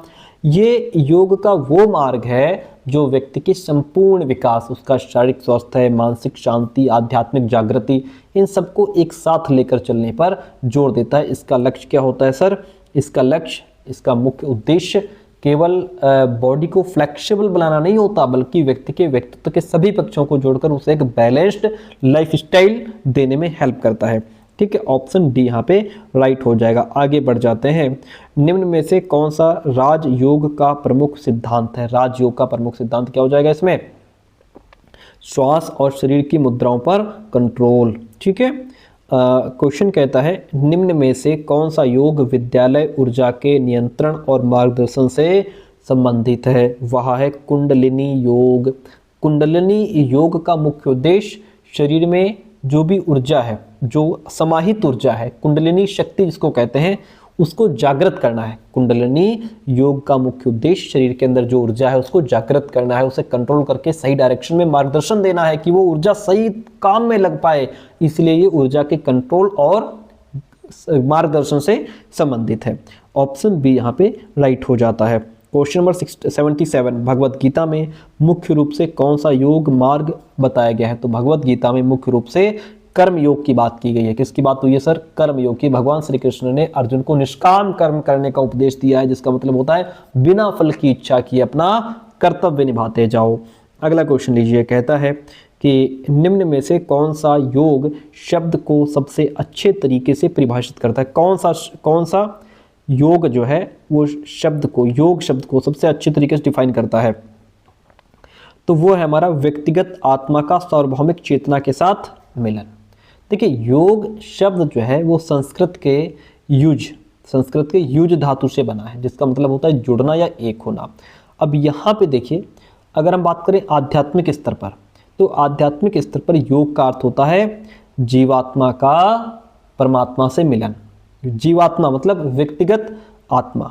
ठीक है, व्यक्तिगत आत्मा का सार्वभौमिक चेतना यानी ब्रह्मांडीय चेतना, उससे मिलन। कुल मिलाकर के जीवात्मा का परमात्मा से मिलन, ये मन, शरीर और आत्मा के बीच पूर्ण एक सामंजस्य स्थापित करने की प्रक्रिया मानी जाती है। इसलिए यहाँ पे ऑप्शन बी आपका बिल्कुल सटीक हो जाता है। अगला क्वेश्चन लीजिए। ये क्वेश्चन आपसे पूछा गया, इसी तरीके से इमेज लगा करके पूछा गया था। ठीक है, चलिए कैसे पूछा गया मैं दिखा दूं एक बार। ये आपका असली वाला पेपर है, ठीक है। ये मैं बीच बीच दिखा देता हूँ ताकि आपको लगे कि हाँ इस तरीके से इमेज लगा करके भी पूछा जा सकता है पेपर। अब यहाँ पे क्वेश्चन पूछ रहा है कि निम्नलिखित में से कौन सा योग का अंग इस चित्र में दर्शाया गया है। कौन सा योग का अंग इस चित्र में दर्शाया गया है। Which of the following limbs of yoga does this diagram represent. बताओ क्या दिखाया गया है। धारणा दिखाई जा रही है, ध्यान, प्रत्याहार या फिर समाधि। तो इसमें आपका ये प्रत्याहार की बात हो रही है। किसकी? प्रत्याहार की बात। ठीक, कौन सा अंग? प्रत्याहार। ठीक है, कैसे? चित्र का संकेत देखो क्या है। चित्र में अंग्रेजी में छोटा छोटा लिखा है इनवर्ड सेंसरी विथड्रॉल। क्या लिखा है सर? इनवर्ड सेंसरी विथड्रॉल, जिसका मतलब होता है इंद्रियों को बाहरी विषयों से हटाकर अंदर की ओर ले जाना। ये प्रत्याहार की विशेषता होती है। प्रत्याहार का अर्थ होता है, देखिए योग के 8 मार्ग हैं, ठीक है। योग के अष्टांग मार्ग यानी कि 8 लिम्स की बात होती है योग में, ठीक है। 8 में 5वां अंग हमारा प्रत्याहार है। 5वां जो है वो प्रत्याहार है, ठीक है। इसका अर्थ होता है अपनी इंद्रियों, आँख, कान, नाक, इन सबको बाहरी दुनिया के सब्जेक्ट्स से हटाकर भीतर की ओर यानी अंतर्मुखी यानी कि अंदर की ओर मोड़ लेना। बाहरी चीज़ों से ध्यान हटाकर के अंदर की ओर ले जाना। ये प्रत्याहार जो है ये बाहरी शोर और जो अट्रैक्शंस वाली चीज़ें उनसे मन को मुक्त करके एकाग्रता मतलब धारणा और ध्यान के लिए तैयार करने की प्रक्रिया है। इसलिए ऑप्शन सी राइट हो जाएगा। इस क्वेश्चन में मेन पॉइंट था ये वाला, क्या था? इसके बेस पे आपको आंसर देना था। इसी तरीके से क्वेश्चन आपसे पूछे जाएंगे। इतनी बात क्लियर है? ऑप्शन सी आपका राइट हो गया, बहुत बढ़िया। अगला क्वेश्चन लीजिए। कहता है, देखिए ये भी क्वेश्चन ऐसे ही पूछा गया था, सेम एज इट, इसी इमेज के साथ। नीचे दिए गए पाई चार्ट को देखें जो संतुलित आहार में आवश्यक पोषक तत्वों का प्रतिशत वितरण दिखाता है। चार्ट के आधार पर कौन सा पोषक तत्व आहार का सबसे बड़ा हिस्सा बनाता है? देखिए विटामिन मिनरल्स 10% है, 20% फैट है, 15% प्रोटीन है, सबसे ज़्यादा कार्बोहाइड्रेट दिखा रहा है। क्या दिखा रहा है? सबसे ज़्यादा कार्बोहाइड्रेट्स दिखा रहा है, इसलिए ऑप्शन सी राइट हो गया। सिंपल सा क्वेश्चन था भैया। मित्रता, करुणा, हर्ष और उदासीनता को विकसित करके मन की अविचल शांति प्राप्त होती है, ऐसा पतंजलि ने कहा है। निम्न में से यह उद्धरण योग के किस सिद्धांत को सबसे अच्छी तरह से दिखाता है? यम को दिखाता है, नियम को दिखाता है, समाधि को दिखाता है या फिर भावना या मानसिक दृष्टिकोण को दिखाता है? इस प्रश्न के आंसर आपको 2 मिल जाएंगे, ठीक है। और जो यूनिवर्सिटी ने इसका आंसर माना है वो समाधि माना है, और जो आपका बाकी जगह इसका आंसर आपको मिलेगा तो भावना या फिर मानसिक दृष्टिकोण मिलेगा। आपका जो क्वेश्चन बैंक आया है उसमें भी यही आंसर माना गया है। अब और यूनिवर्सिटी ने ये आंसर माना है। इसके पीछे का रीजन ये है, देखिए क्या है रीजन इसके पीछे। मित्रता, फ्रेंडशिप कहाँ से आती है? आपकी भावनाओं से, आपके मन से। करुणा, दया, है ना, हर्ष, खुशी, उदासीनता, ये सब कहाँ से जुड़े हैं? ये सब चीज़ें हमारी भावनाओं से जुड़ी हैं, ठीक है। ये हमारा मानसिक दृष्टिकोण होता है, इसलिए क्या किया है बाकी जगह इसके साथ जोड़ दिया है। जबकि यूनिवर्सिटी ने इसका आंसर समाधि माना है। क्यों माना है? इसके पीछे का रीजन आपको बताते हैं। देखिए पहली बात तो यह है कि पतंजलि ने मन को शांत रखने के लिए 4 प्रकार की भावनाएं बताई हैं सर, ठीक है। मित्रता बताई है, मतलब लोगों के साथ मित्रता का भाव रखिए। करुणा बताई है, दुखी लोगों के प्रति दया का भाव रखिए। हर्ष की बात की है, मतलब जो है कि अच्छे काम को देख करके या जो अच्छे काम करने वाले लोग हैं उनको देख करके आपके अंदर प्रसन्नता का भाव आना चाहिए, या जो आपसे बेहतर काम कर रहे हैं उनको देख करके आपके अंदर अच्छा भाव आना चाहिए, ठीक है। उदासीनता मतलब बुरे या दुष्ट लोगों के प्रति उदासीनता का भाव, ताकि मन विचलित ना हो। इन दृष्टिकोणों को अपनाने से मन में ईर्ष्या, क्रोध, घृणा पैदा नहीं होती है, मन शांत बना रहता है। अब देखिए महर्षि पतंजलि ने इन 4 गुणों मैत्री, करुणा, हर्ष, उदासीनता, इनको परिकर्म कहा है। क्या है? इनको क्या कहा है? इनको उन्होंने परिकर्म कहा है। ये वो अभ्यास हैं जो मन को इतना निर्मल और शांत बना देते हैं कि व्यक्ति समाधि की अवस्था में प्रवेश करने के योग्य हो जाता है, ठीक है। ये चीज़ें अगर आदमी अपना लेता है तो फिर वो समाधि की अवस्था में प्रवेश करने के योग्य हो जाता है। इसीलिए इसका आंसर यूनिवर्सिटी ने समाधि माना है, और बाकी जगह इसको इन सब चीज़ों को भावनाओं से जोड़कर देखा गया, इसलिए भावना आंसर दे दिया। आपको आंसर इसका समाधि ही याद रखना है। Option C is the right one over here. अगला प्रश्न, आप हमेशा बाहरी परिस्थितियों को कंट्रोल नहीं कर सकते, लेकिन आप हमेशा अपने अंदर चल रही चीज़ों को कंट्रोल कर सकते हैं। ठीक है, यह उद्धरण योग के किस लक्ष्य से संबंधित है? आप अपने अंदर की चीज़ों को कंट्रोल कर सकते हैं। तो ये क्या है? ये हमारा आंतरिक शांति और आत्मनियंत्रण की यहाँ पे बात हो रही है। योग का मुख्य उद्देश्य ही है चित्तवृत्ति निरोध, यानी अपने मन के विचारों भावनाओं पर कंट्रोल पा लेना। जब हम अंदर चल रही उथल पुथल को काबू कर लेते हैं तो जो बाहरी सर्कमस्टांसेस हैं हमें विचलित नहीं कर पाती। ये आंतरिक शांति और आत्मनियंत्रण ही है। आगे बढ़ जाते हैं। क्वेश्चन कहता है कि योग चित्त की वृत्तियों का निरोध है। पतंजलि यह उद्धरण किस सिद्धांत को दर्शाता है? यह दर्शाता है चित्तवृत्ति निरोध को। यह महर्षि पतंजलि के योग सूत्र की सबसे महत्वपूर्ण डेफिनेशन है। इसका मतलब होता है चित्त। देखिए, चित्त का मतलब होता है हमारा मन या हमारी चेतना। वृत्ति मतलब मन में उठने वाले विचार, लहरें, अशांति जैसे गुस्सा, इच्छा, डर, यादें, ये सब वृत्ति है। इसका निरोध करना है, उन्हें रोकना है, कंट्रोल करना है, शांत करना है। तो कुल मिलाकर के जब हमारे मन के विचारों का उतार चढ़ाव पूरी तरह शांत हो जाता है, मन एक स्थिर झील की तरह हो जाता है, उसी सिचुएशन को पतंजलि ने योग कह दिया है। आगे बढ़ जाते हैं। कहता है निम्न में से कौन सा उल्टा आसन है? इमेज उन्होंने एग्जाम में नहीं दी गई थी, हमने लगाई है। ठीक है, कौन सा उल्टा आसन है? भुजंगासन, हलासन, पद्मासन, अर्धमत्स्येंद्रासन। तो कौन सा है? वह है हमारा हलासन। हलासन जो है ये उल्टा आसन है। इसको इंग्लिश में प्लोपोज कहते हैं प्यारे दोस्तों। क्या कहते हैं? प्लोपोज कहते हैं। ठीक है, क्या है ये जो है ये हलासन है। आपको इमेज दे देगा ये वाली और पूछ लेगा कि इस चित्र में कौन सा आसन दर्शाया गया है, तो आप क्या बता देंगे? इसमें हलासन दर्शाया गया है। हलासन इस तरीके से होता है। अगला क्वेश्चन लीजिए। निम्न में से कौन सा विश्राम देने वाला आसन है? शवासन। ये पहले भी अभी देखो क्वेश्चन ऊपर ही पूछा गया। शवासन जो है ये विश्राम देने वाला आसन है, क्योंकि इसमें व्यक्ति एक शव की तरह पड़ा रहता है, अपने शरीर को पूरी तरह से ढीला छोड़ देता है। Option B is the right one this question. अगला प्रश्न, निम्न में से योग के तनाव प्रबंधन के लिए कौन सा चिकित्सीय लाभ है? तो वो है हमारा चिंता को कम करता है। योग जो है क्या करता है? हमें चिंता को कम करता है, विश्राम को बढ़ावा देता है। ऑप्शन बी यहाँ पे राइट हो जाता है। बहुत बढ़िया, आगे बढ़ जाइए। कहता है कि निम्नलिखित में से ज्ञान योग का मुख्य उद्देश्य क्या है? ज्ञान योग का मुख्य उद्देश्य है ज्ञान और बुद्धिमत्ता को बढ़ाना। ज्ञान योग, इसे बुद्धि का मार्ग या फिर विवेक का मार्ग भी कहा जाता है। और जो ज्ञान योग है इसका मुख्य उद्देश्य होता है स्वयं के वास्तविक स्वरूप यानी कि आत्मा को जानना और सत्य और असत्य के बीच में अंतर करना। ठीक है, इसका उद्देश्य है।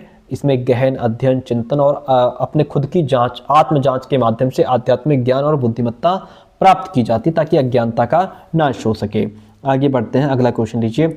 निम्न में से कौन सा यौगिक क्रिया शरीर को शुद्ध करने के लिए है? वो हमारी षटकर्म है। क्या है? षटकर्म। ठीक है, ये जो है वो शरीर को शुद्ध करने के लिए है। आपको बताते चलें कि हठ योग में शरीर की आंतरिक शुद्धि के लिए 6 विशेष क्रियाएं बताई गई हैं। मैंने ऊपर भी आपको बताया था, इन्हें ही षटकर्म कहा जाता है। षट का मतलब होता है 6, कर्म का मतलब क्रिया, यानी कि 6 क्रियाएं इसमें करनी होती हैं। और इनका ये जो क्रियाएं हैं ये शरीर के जो इंटरनल पार्ट्स हैं, नाक, पेट, आंतें हमारी और आँखें, इनकी सफाई करती हैं और शरीर में वात, पित्त, कफ का संतुलन बना रहता है। अब देखिए ये जो 6 क्रियाएं हैं हमारी वो यहाँ पे हमने लिख दी हैं। 6 षटकर्म है। नेति, नासिका मार्ग की सफाई, धौती में आहार नाल और पेट की सफाई होती है। यहाँ पे क्वेश्चन पूछ लेगा किस कर्म के अंतर्गत आहार नाल और पेट की सफाई आती है, तो आप याद रखेंगे धौती। नासिका मार्ग की सफाई किस में आती है? नेति में। यहाँ से भी क्वेश्चन पूछा गया, अभी दिखाएंगे आपको। बस्ती मतलब बड़ी आंत की सफाई। नौली, पेट की मांसपेशियों और अंगों का संचालन।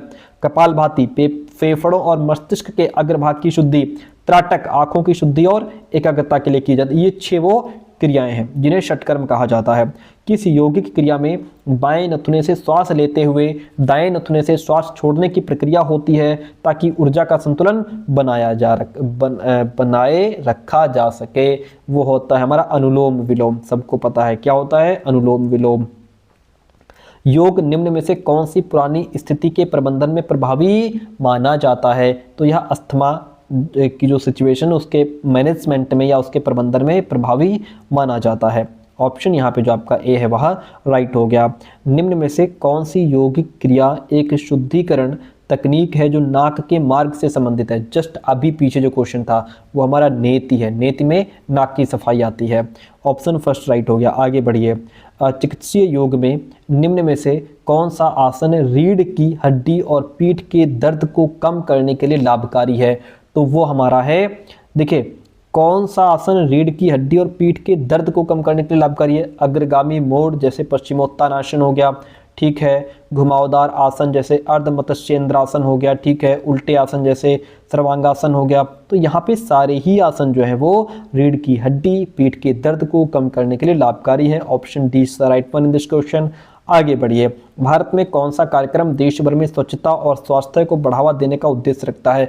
वह है स्वच्छ भारत मिशन, स्वच्छ भारत अभियान। कौन सा है? स्वच्छ भारत अभियान। क्वेश्चन है इस आसन से किस शारीरिक प्रणाली को सबसे अधिक लाभ होता है? ऐसे ही इमेज आपके पेपर में दी गई थी। किस शारीरिक प्रणाली को सबसे ज़्यादा लाभ होता है? तो वो होता है तंत्रिका प्रणाली को, नर्वस सिस्टम को सबसे ज़्यादा इसमें लाभ होता है। Option C is the right one in this question. शारीरिक शिक्षा को किसने व्यक्तिगत बदलावों का योग जो मोटर गतिविधि पर केंद्रित अनुभवों से उत्पन्न होते हैं के रूप में डिफाइन किया है? वो है चार्ल्स ए बुचर। कौन है? चार्ल्स ए बुचर हैं वो, ठीक है। भारत में राष्ट्रीय शारीरिक शिक्षा नीति पहली बार किस वर्ष तैयार की गई थी? वो तैयार की गई थी हमारी 1956 में। कब तैयार की गई थी? 1956 में। भारत में पारंपरिक रूप से फिजिकल एजुकेशन को शामिल किया गया था। पारंपरिक रूप से फिजिकल एजुकेशन को शामिल किया गया था, वो हमारा गुरुकुल प्रणाली और धनुर्वेद के माध्यम से शामिल किया गया था। अगला क्वेश्चन, HC बक के अनुसार शारीरिक शिक्षा का उद्देश्य क्या है? शारीरिक शिक्षा का उद्देश्य है शारीरिक गतिविधियों के माध्यम से व्यक्ति का विकास हो, फिजिकल एक्टिविटीज के माध्यम से व्यक्ति का डेवलपमेंट होना चाहिए। आज का सेकंड लास्ट क्वेश्चन, योग को भारत में NCERT द्वारा विद्यालय पाठ्यक्रम में आधिकारिक रूप से किस वर्ष शामिल किया गया था?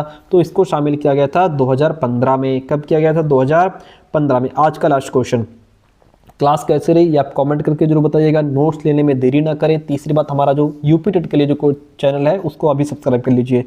विश्व स्वास्थ्य संगठन WHO की स्थापना कब हुई थी? WHO की स्थापना हुई थी 1948 में। कब हुई थी? 1948 में, ठीक है।